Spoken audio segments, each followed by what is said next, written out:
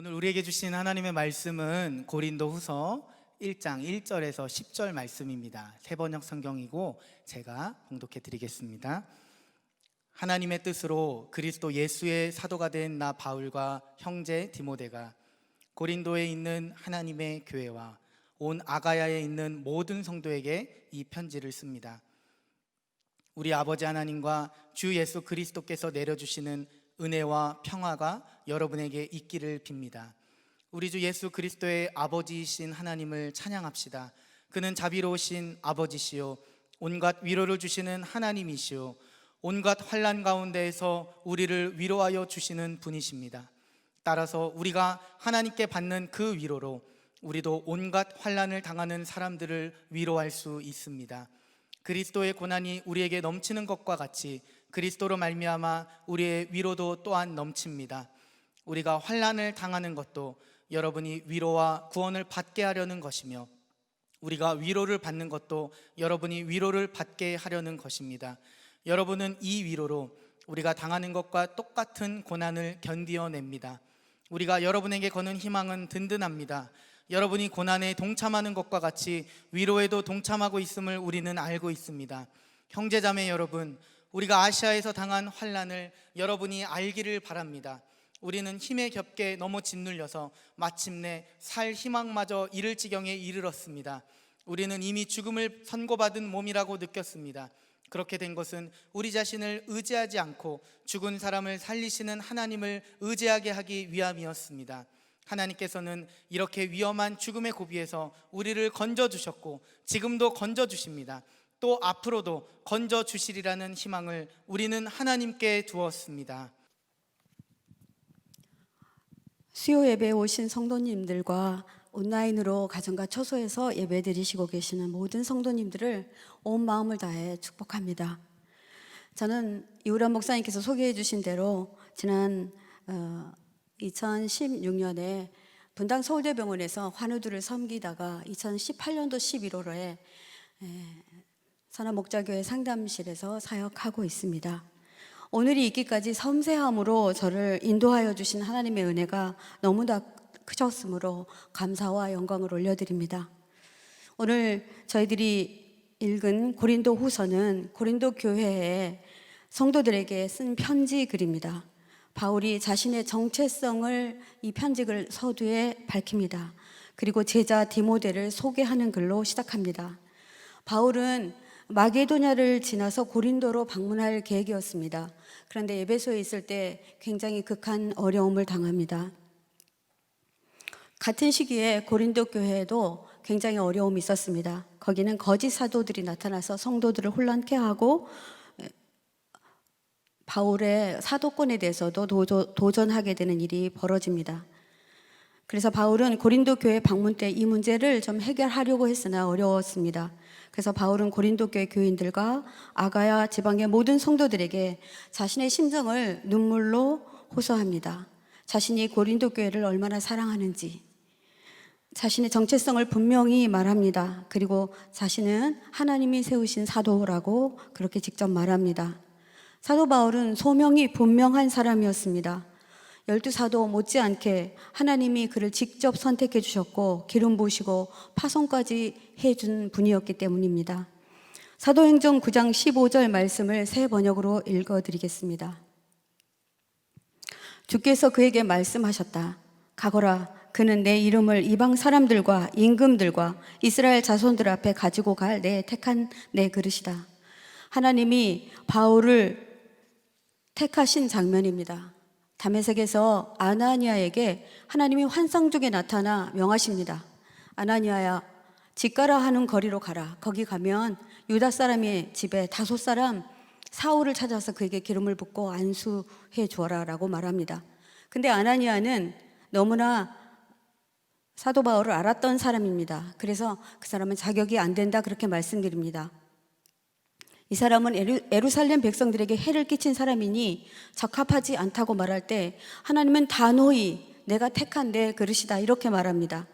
하나님의 종을 통해 부르심을 받은 바울이 자신을 당당하게 예수 그리스도의 사도라고 말하는 이유가 이것입니다. 편지에는 디모데 이름도 빠지지 않고 기록하고 있습니다. 디모데를 고린도에 파송했으나 나이가 젊고 담대하지 못한 사람이었습니다. 그래서 고린도 교회에 상황이 좋지 않은 상황이었기 때문에 더군다나 환영도 받지 못했습니다. 위축되어 있는 디모데를 격려하기도 하고 그분들에게 디모데를 알려주기 위해서 디모데는 자신의 신앙의 아들이자 동역자이므로 같이 함께 동역할 자이다 이렇게 소개해 줍니다. 이 점은 바울의 훌륭한 리더십이기도 했습니다. 본문 4절에 바울이 이런 환난 중에 있는 고린도 교회 백성들에게 그들을 어떻게 위로하였는지 기록하고 있습니다. 본문 4절을 세 번역으로 읽어드리겠습니다. 온갖 환난 가운데서 우리를 위로하여 주시는 분이십니다. 따라서 우리가 하나님께 받는 그 위로로 우리도 온갖 환난을 당하는 사람들을 위로할 수 있습니다. 아마 여기에는 굉장히 많은 말들이 함축되어 있습니다. 온갖 환난은 단회적인 환난이 아닙니다. 끊임없이 중단 없이 계속되는 환난입니다. 이 원어에는 들립세이라고 그렇게 기록되고 있는데요. 고난이 겹겹이 겹쳐서 쌓여서 절대로 빠져나갈 수 없는 상태를 말합니다. 바울에게도 이렇게 견디기 어려운 고난이 있었습니다. 목숨까지 위협하는 환난은 끊임없이 그에게 닥쳐왔습니다. 복음을 증거하기 위해 루스드라에 갔는데 유대인에게 돌로 맞아 죽을 뻔하고, 빌립보에서는 귀신 들린 요정을 낫게 해주었는데 도리어 고소를 당합니다. 그래서 매를 맞고 투옥당하기도 합니다. 유대인 자객단에 의해 살해를 당할 뻔한 일이 여러 번 있었습니다. 그런 환난과 고난 중에 그는 하나님의 위로도 동시에 받습니다. 바울은 하나님이 자신이 환난 중에 있을 때 언제나 하나님이 친히 함께 하시는 것을 경험합니다. 여러분의 경험은 자신들의 백성을 고통 중에서 절대로 내버려 두지 않는다는 믿음을 갖게 합니다. 본문 말씀에서 환난보다 더 중요한 단어가 있는데 바로 그것은 위로입니다. 위로의 언뜻은 아주 가까이 하다는 뜻을 갖고 있습니다. 저는 이 위로를 묵상하면서 축구장이 생각났어요. 네, 절대로 뺏기지 않으려고 수비하는 사람들 말입니다. 밀착해서 수비하는 그런 마음으로 주님이 함께 하신다는 말입니다. 바울은 복음을 증거하다가 여러 차례 극심한 고통을 당했으나 그 가운데서 하나님의 특별한 보호를 받습니다. 마치 자신을 위해서 준비된 사람들이 있는 것처럼 말입니다. 이런 경험 후에 바울의 고백이 달라집니다. 고린도후서 12장 10절에는 그러므로 나는 그리스도를 위하여 병약함과 모욕과 궁핍과 박해와 곤란을 겪는 것을 기뻐합니다 라고까지 말합니다. 내가 약할 그때에 강하기 때문입니다 이라고 말합니다. 약했을 때 더 도와주셨기 때문에 그렇습니다. 여기까지 환난을 통해서 위로의 능력을 배양해 주시는 주님을 그는 믿었습니다. 오늘 저희들에게도 이것을 요청하십니다. 그리고 여러분의 가치를 높이시는 중입니다. 지금 환난이 계속 진행되고 있습니까? 그렇다면 여러분의 가치가 높아지고 있다는 사실입니다. 용광로 18번 들어간 금을 18금이라고 합니다. 거기다 6번 더 용광로에 들어가면 24금이 됩니다. 그러면 그 값의 가치는 굉장히 높아집니다. 상담실에서는 매년 초에 봉사할 상담사를 모집합니다. 그리고 상담사의 역량을 강화시키기 위해, 그리고 상담사의 신앙을 돈독히 하기 위해서 CST 훈련이라는 것을 합니다. 카운슬러 서번트 트레이닝인데요. 이 트레이닝을 통해서 매번 우리 상담사들이 다시 한번 자신들의 상담소로서의 모든 마음을 다시 추스리곤 합니다. 2019년도 개회배 때 박리부가 사모님을 모셨습니다. 사모님은 살아내고 살려내는 상담사라는 내용으로 주제 강의를 해주셨습니다. 살아내본 사람만이 다른 사람을 제대로 살릴 수 있다고 하시며 저희들에게 여러분이 먼저 주님 앞에서 살아내십시오 이렇게 강의해 주셨습니다.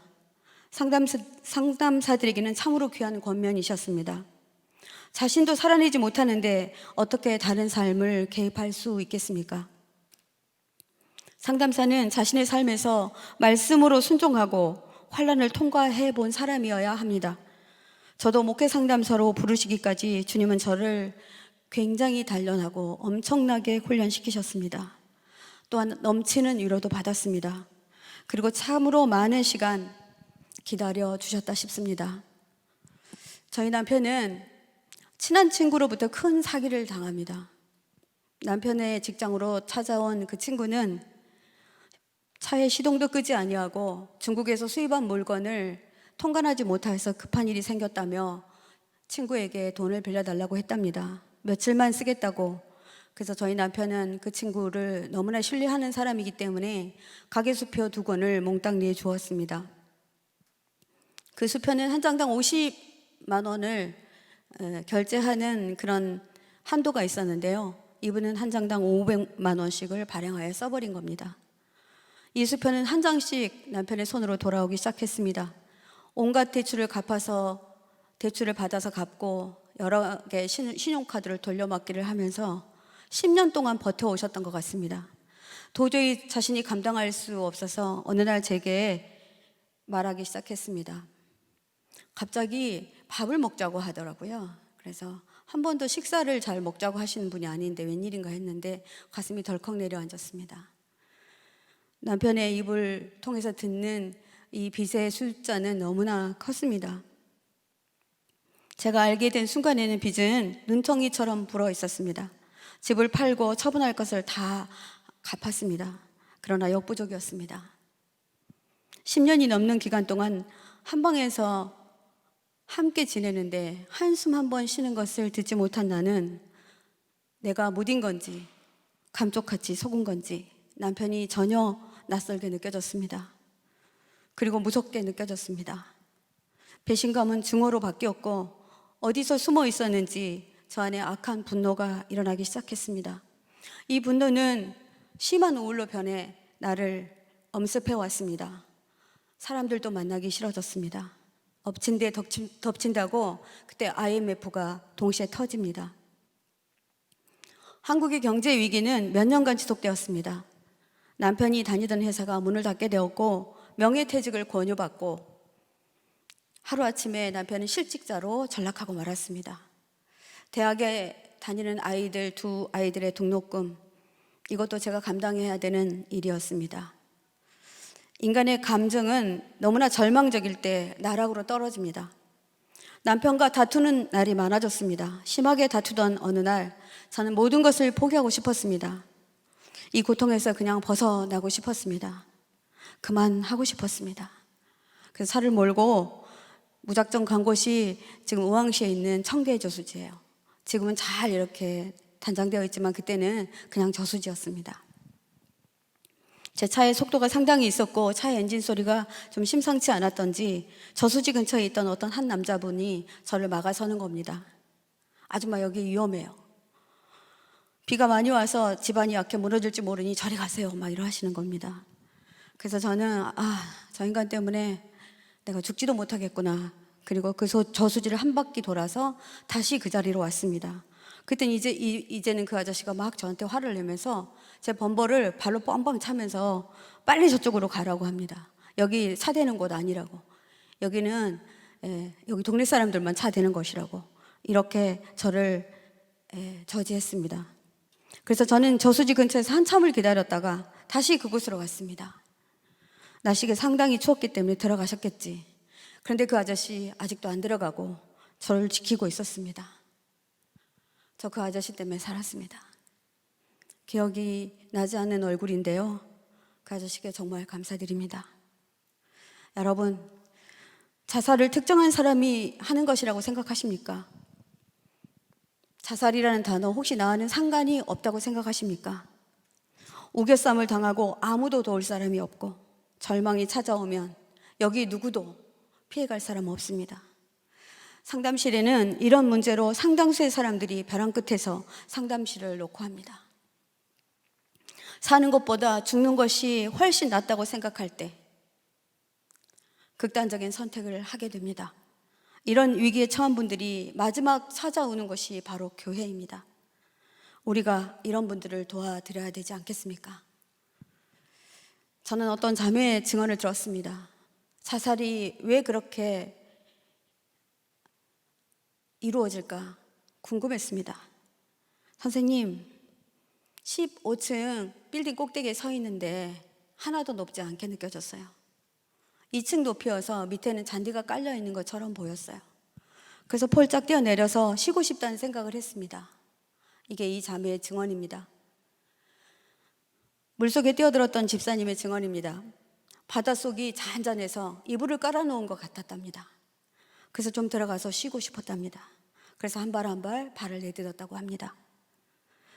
작년에는 상담 도중에 조현병을 앓은 우리 상담실에서 갑자기 이 자매가 밖으로 뛰어나가는 거예요. 그래서 명일만도 앞에 있는 8차선을 그냥 한달음에 내리질렀습니다. 차들이 끼기끼기 쓰고 난리가 났어요. 근데 여러분, 사람이 죽음에 두려움이 왜 없습니까? 이런 분들은 보이지 않습니다. 차가 한 대도 그들의 눈에 들어오지 않습니다. 사단은 이 고통의 순간에, 절망의 순간에 이렇게 말합니다. 그냥 뛰어내려. 그래야 네가 끝나지. 너 힘든 건 이제 그만해. 너는 살 가치가 없는 사람이잖아. 널 아무도 도와주지 않잖아. 이렇게 말합니다. 여러분, 이 말씀이 멀게 느껴지십니까? 여기 계신 우리 누구도 이런 상황에서 자유하지 못합니다. 상담자인 저도 절망 가운데서 제 감정을 다스리기가 어려웠던 경험을 했기에 내담자들의 심정이 10분 이해가 됩니다. 저도 절망의 자리에 있을 때 하나님은 모든 환경을 주관하시는 것을 경험했습니다. 하나님은 제게도 도울 사람을 보내주었습니다. 그때 그룹홈 사역을 하던 이유신 전도사님이라는 분이 제 지인입니다. 이분이 늘 저와 함께 해주셨습니다. 밥도 사주고 함께 있어주고 이야기도 들어주고, 그리고 이럴 때일수록 예배 드려야 한다고 제 손을 잡고 예배에 참석시켰습니다. 전도사님이 데리고 간 교회에서 예배 가운데 주님은 저를 만져주셨습니다. 그날 말씀을 기억하는 이유는 고난 후의 일이라고 기억하라고 목사님 그러셨기 때문입니다. 그래서 오늘 본문 말씀입니다. 고린도 후서 1장, 고난 후에 일어난 일, 잃어버리지 말아야겠구나. 그날 목사님의 설교는 이렇게 기억됩니다. 여러분, 자신의 잘못이 아닌 고난을, 애매한 고난을, 원인을 알 수 없는 고난을 겪고 계신 분 계십니까? 그 고난은 반드시 의미가 있습니다. 이런 환난을 받은 분이 오늘 이 예배에 참석한 분 계신다면 용기 내십시오. 이런 고난은 주님이 허락하신 고난입니다. 그렇다면 주님이 해결할 것도 믿으십시오. 그리고 혹시 주님께 하나님을 하겠다고 약속하신 분 계십니까? 그분은 회개하십시오. 이렇게 말씀하시는 겁니다. 꼭 제게 말씀하시는 것처럼 그날 말씀은 저 한 사람을 위한 말씀 같았습니다. 순간 제 머리에 한 부흥회가 떠올랐습니다. 제가 22살 때인데요, 청년들을 대상으로 한 부흥회가 있었습니다. 지금부터 40여 년 전이니까 중국이 이렇게 열리지 않았을 때입니다. 근데 그 목사님은 앞으로 중국이 열릴 것이라는 겁니다. 공산당이 무너지고 중국이 개방될 것이니 중국어를 공부하라고 그렇게 말씀하셨습니다. 그리고 하나님은 중국에 복음이 전해지기를 바라신다고, 중국을 통해서 예루살렘까지 복음이 전달돼야 되기 때문에 중국은 반드시 열릴 거니 여러분들이 준비하라고 하셨습니다. 그리고 이 시간 그 복음을 들고 갈 청년들을 찾고 계신다고, 그렇게 할 사람 손을 들라고 하셨습니다. 그런데 갑자기 제 손이 쑥 올라가는 거예요. 얼른 내렸습니다. 무서웠어요. 겁이 덜컥 났습니다. 근데 목사님이 보시고 저 여자 청년 손 들었는데 다시 일어나라고 하시는 겁니다. 근데 저는 너무 무서웠어요.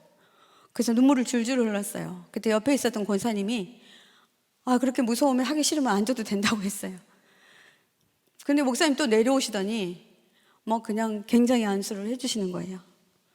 그래서 정말 부지불식간에 그 안수를 받고 그렇게 잃어버린 때가 한참 되었습니다. 그런데 왜 그 순간에 그 생각이 나는지요? 그리고 제 마음에 이런 생각을 했습니다. 부르시려면 좀 빨리 부르시지. 저도 나름 그냥 하나님의 사역이라는 거 하고 있는데, 성도들도 돌보고 상담도 하고 교회에서 열심히 사역하고 있는데 다시 뭘 하라는 거지, 이런 생각이 들었습니다. 그날 저의 마음은 이상하기만큼 요동이 있었습니다.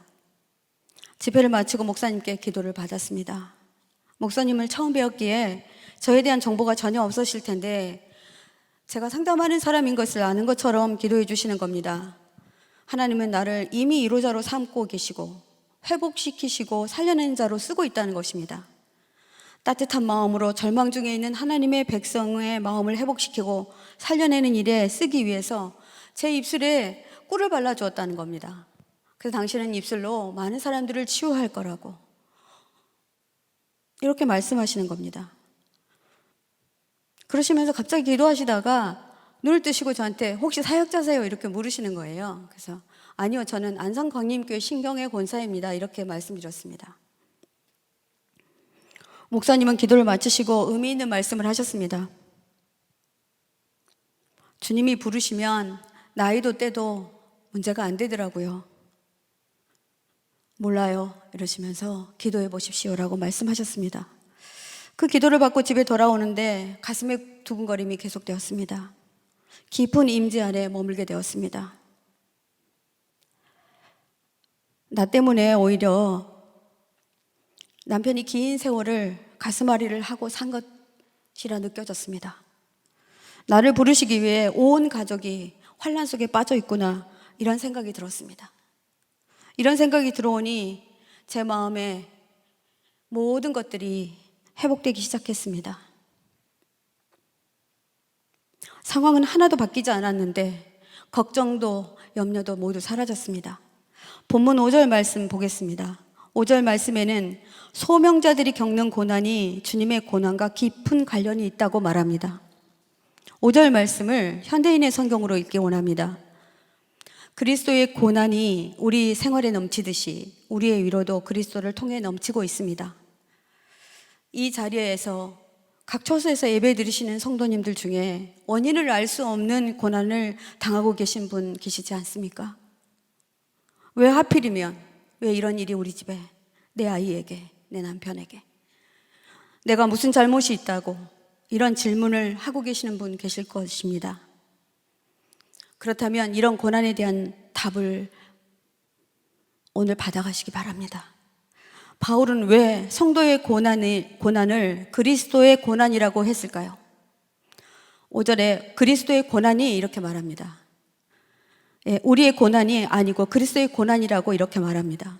저는 이 의미를 깊이 묵상했습니다.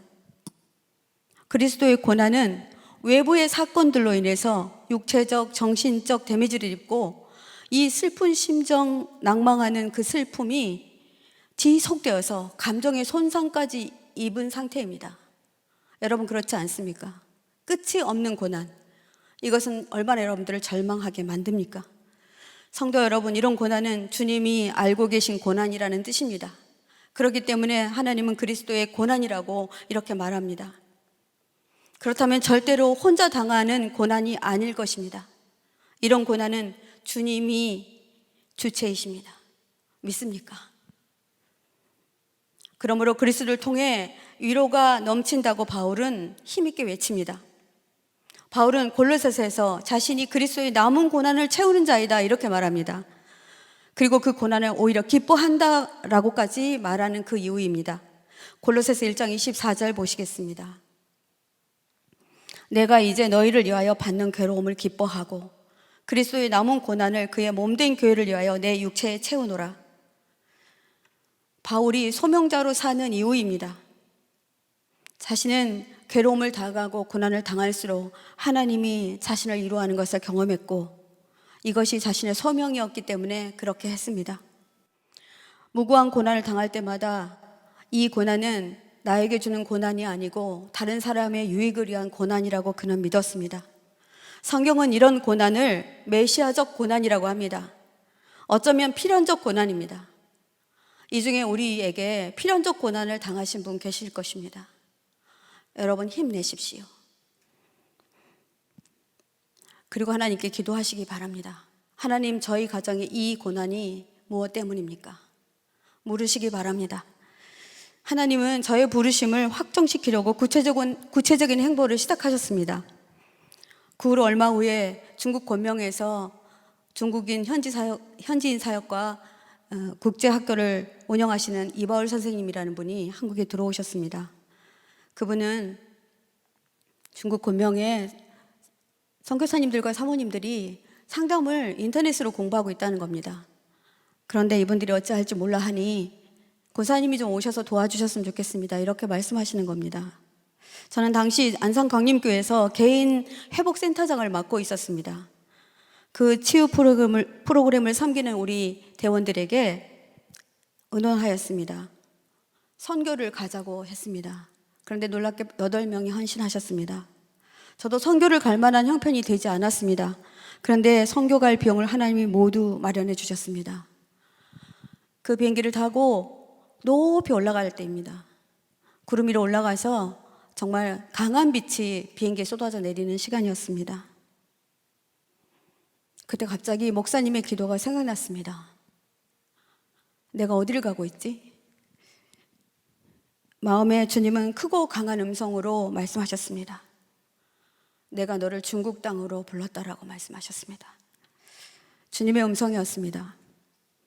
도착했더니 선교사님들과 사모님들 한 15명쯤 거기 계셨습니다. 아마 자신들의 공안들로부터의 바람막이가 되어주시는 그 선교사님의 권유가 있었으니까 그냥 예의차 참석하신 것 같았습니다. 말씀을 드리려고도 잘 안 하셨습니다. 거기는 이미 한국에서 유명한 목사님들, 치유 사역자들이 오셨다가 가신 상황이었습니다. 그러니 평신도 사역자가 와서 사역을 한다고 하니 이분들이 1도 기대가 없었던 것 같습니다. 근데 하나님은 첫날부터 우리를 통해 일하셨습니다. 놀라운 치유와 회복이 임했습니다. 다음날, 그 다음날 한 분이 한 분씩 모시고 오는 거예요. 그래서 그 학교에는 좌석이 부족했습니다. 그래서 그분들께 내년에 다시 오겠다고 약속을 하고 시작한 선교가 5년간 진행되었습니다. 저희는 한국인 사역뿐만 아니라 현지인 사역까지 진행했습니다. 물론 저는 중국말을 할 수 없어서 저에게 통역이 붙었습니다. 그렇게 하나님은 저를 다시 사용하시기 시작하셨습니다. 이렇게 몇 번의 부르심에도 저는 두려움이 여전히 남아 있었습니다. 나이도 많고 가뜩이나 어려워진 경제에 제가 도움이 되어야 됐습니다. 정말 순종하고 싶지 않았습니다. 신학교에 편입 원서를 내었는데 제가 3군데 냈습니다. 3군데 다 합격하면 하나님이 가라는 거로 알겠다고 이렇게 어린아이 같은 믿음을 가지고 냈는데 놀랍게도 3군데에서 다 합격 통지서를 받았습니다. 그래서 결국 백기를 들고 합성대학교에 입학하여서 목회 상담을 공부하게 되었습니다. 그러나 제게 끝나지 않은 복병은 또 기다리고 있었습니다. 오늘 본문 말씀 10절 보시겠습니다. 그가 이같이 큰 사망에서 우리를 건지셨고 또 건지실 것이며 이후에도 건지시기를 그에게 바라노라. 바울은 하나님이 자신을 큰 사망에서 건지셨다는 고백을 합니다. 공동 번역 성경에는 큰 사망이 어려운 죽을 고비라고 그렇게 기록되어 있더라고요. 바울은 여러 차례 목숨의 위협으로부터도 건지셨고 구원함을 받았는데 하나님의 은혜가 지속되는 것이 성도들에게 전해지는 것을 원했습니다. 그래서 자신이 겪었던 모든 것들을 알기를 원한다라고 오늘 본문 말씀에는 기록되어 있습니다. 이 경험은 신뢰를 만들어냈고 힘이 있었습니다.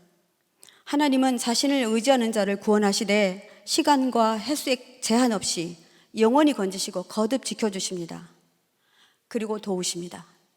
염려하지 말라고 말씀하십니다. 저에게도 큰 사망의 그림자가 도사리고 있었습니다. 신학대학원에 입학하여 얼마 되지 않아 사단은 마지막까지 저를 공격을 멈추지 않았습니다. 저희 남편은 블루베리 농장을 지금 하고 있는데요. 블루베리 농장을 시작할 때 일입니다. 묘목상에서 블루베리를 사서 계약금을 내고 다 식재를 다 해줘야지만 잔금을 치르는데 그 묘목상이 부도 위기가 있다는 걸 저희는 알았습니다. 근데 날마다 저희 남편이 좋아 보이셨나 봐요. 남편에게 그 사장님이 전화해서 마지막 잔금을 달라고 한 겁니다. 남편이 그냥 보내버렸어요. 블루베리가 오지도 않았는데. 근데 갑자기 저는 앞에 있었던 데미지가 있었잖아요. 그러다 보니 걱정이 됐습니다. 그래서 남편에게 가서 나무라도 좀 가져오자. 전화를 하니까 전화를 안 받더라고요. 그러니까 나무라도 좀 가져오자 이렇게 말했습니다. 근데 남편은 좀 기다려보자 이렇게 했습니다. 그러다가 옥신각신 다투다가 남편이 버럭 화를 내시고 집을 나가셨습니다. 하루 이틀이면 돌아오시겠지 했어요. 근데 일주일이 지나고 한 달이 지나도 돌아오시지 않는 겁니다. 처음에는 분노했었는데 갑자기 불안으로 바뀌기 시작했습니다. 날마다 남편이 죽는 꿈을 꾸었습니다. 방정맞은 생각이 저를 휘감기 시작하니까 저는 지탱할 방법이 없었습니다. 그래서 경찰에 신고했습니다. 그때 경찰이 저희 집을 찾아왔어요. 그러더니 저보고 앞뒤 베란다 다 점검하고 창문문도 열어라. 냉동실도 좀 보면 안 되냐. 이거 뭡니까, 그죠? 제가 남편을 죽여놓고 그렇게 신고한 것이라고 생각하는 것 같았습니다. 얼마나 치욕스러웠는지, 얼마나 울분이 났는지 모릅니다. 남편을 절대로 용서하지 않겠다고 그때 생각했었습니다. 이런 수모를 당하게 한 남편을 증오했습니다. 모목상 주인은 도망갔는데 그 직원이 착했습니다. 남편이 나가고 난 사이에 블루베리는 심겨졌고 저는 학교로, 농장으로, 가정으로 뛰어다니면서 그 일을 다 보아야만 했습니다. 몸에 무리가 와서 학교에서 쓰러졌습니다. 갑자기 머리부터 찬기운이 싹 내려오더라고요. 그러더니 가슴은 쥐어 짤듯이 아프고. 저 심장병 환자 아니었거든요. 통증이 무지막지했습니다. 학생들의 도움으로 가까스로 깨어났습니다. 그래서 아주대 병원의 응급실을 찾아갔는데 검사 결과 중요한 관상동맥 2군데가 80% 이상 막혀 있다는 겁니다.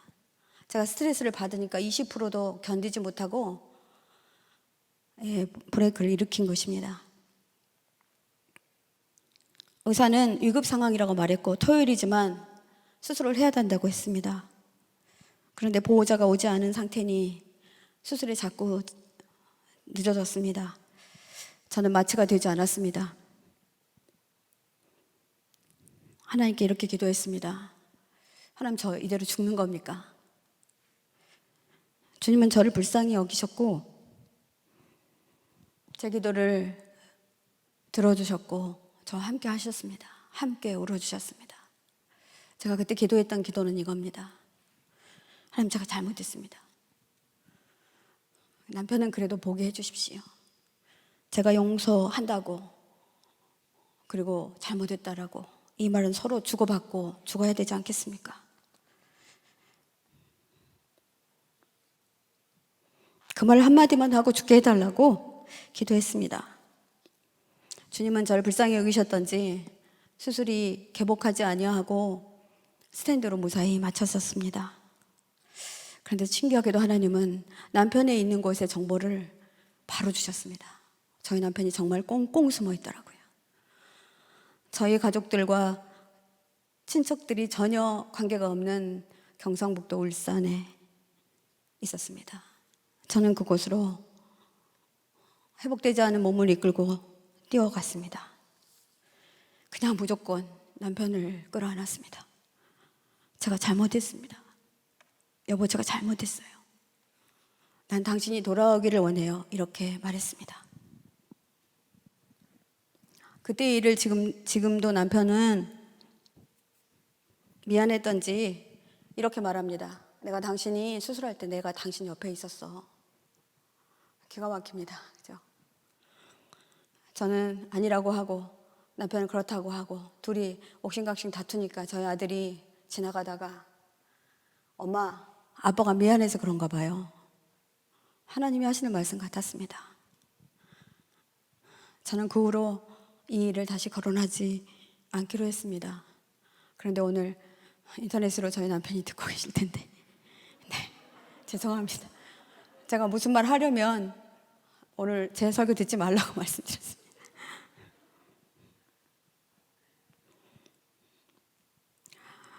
여러분, 이 고통이 여기서 끝날까요? 저는 끝나지 않을지도 모른다 생각합니다. 그러나 성도 여러분, 고통 바라보지 마시기 바랍니다. 큰 위로자이신 하나님을 의지하시기를 간절히 부탁드립니다. 말씀을 맺으려 합니다. 본문 9장 9절과 10절을 같이 함께 읽어보겠습니다. 우리 이 말씀은 같이 봉독했으면 좋겠습니다. 우리는 이미 죽음을 선고받은 몸이라 느꼈습니다.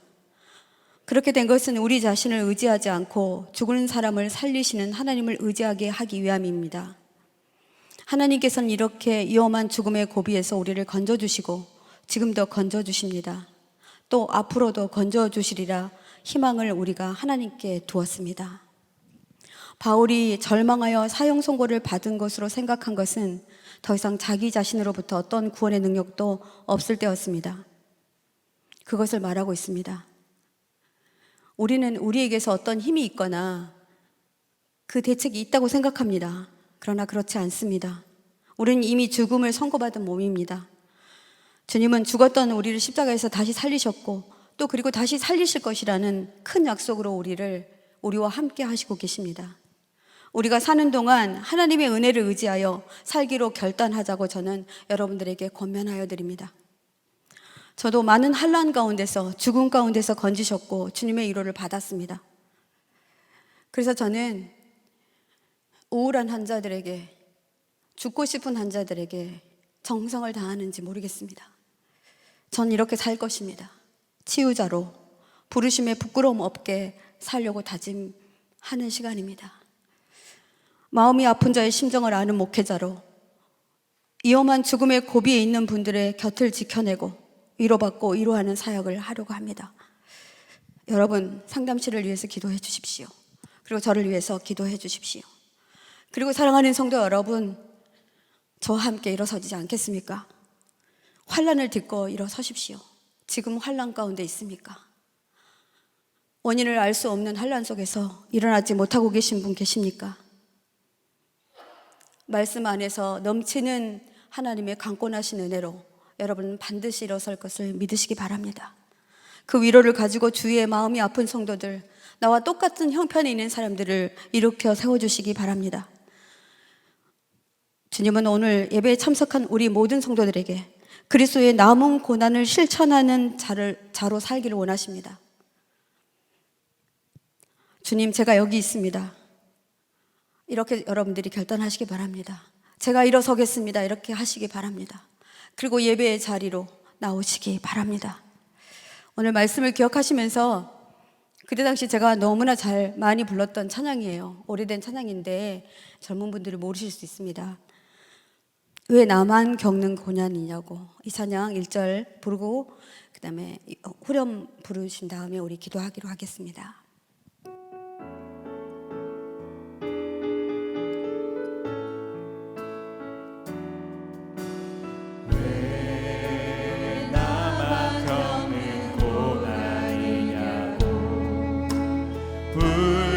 불평하지 마세요. 고난의 뒤편에 있는 주님이 주실 축복 미리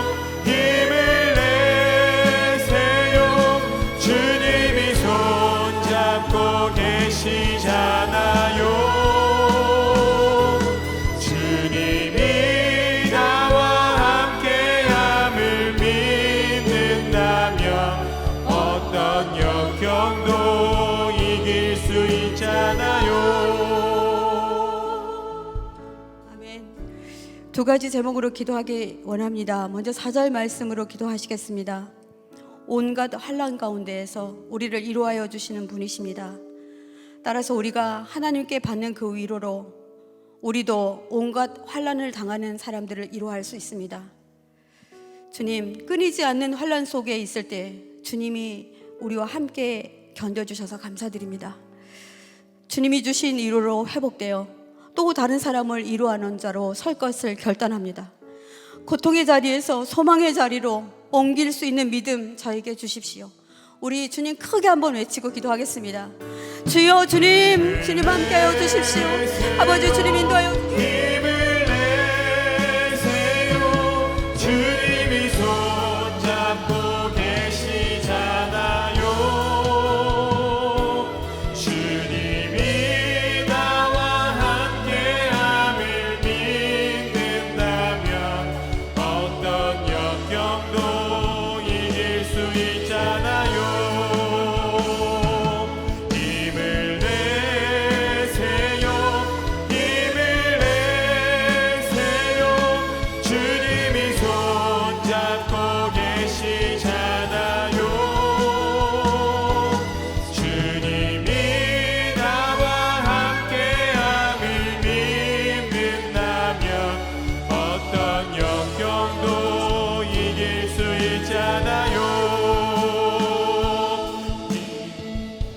다음으로는 본문 9절 말씀으로 기도하겠습니다. 우리는 이미 죽음을 선고받은 몸입니다. 그렇게 된 것은 우리 자신을 의지하지 않고 죽은 사람을 살리시는 하나님을 의지하기 위함입니다. 그렇습니다. 주님, 우리는 이미 죽었었습니다.